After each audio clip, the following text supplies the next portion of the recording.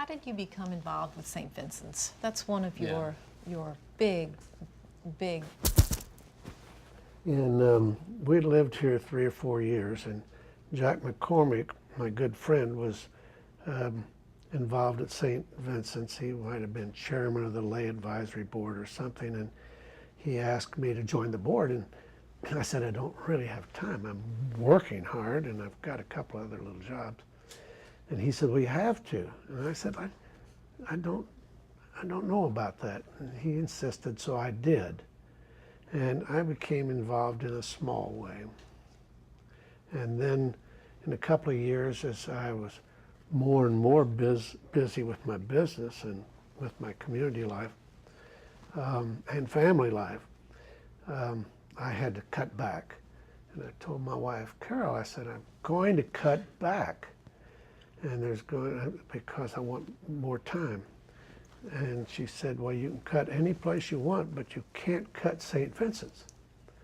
She said, the Daughters of Charity are there, and they need you.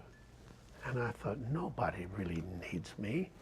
But she insisted that I was helpful to them. And once I made that commitment, I was really hooked. And over the years, St. Vincent's has become like family to me. I've been there so much, and I've seen so many good things they do. It's sort of the perfect outlet for me because they do take care of serve the weakest and the people most in need in our community. And they do it with compassion and a smile, and provide high quality health care. When you see people checking out of the hospital, you know those are the same people that came in a few days earlier and didn't feel good at all. That's kind of nice to see them moving out and feeling good and being well, just like me. I just had my hip replaced, and my gosh, I was back at work in 3 weeks. That's not bad.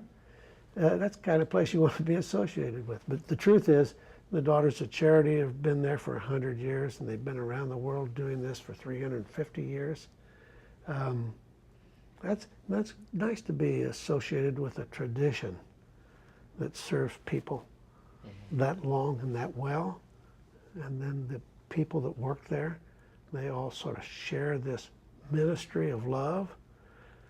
I like that. And so it's sort of like family. It seems like it's a mutual.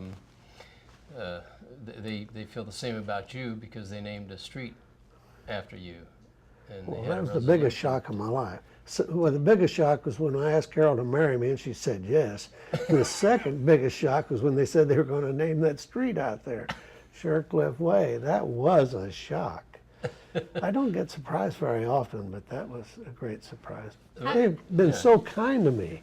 How did that come about? I have no idea. How did you find out about it?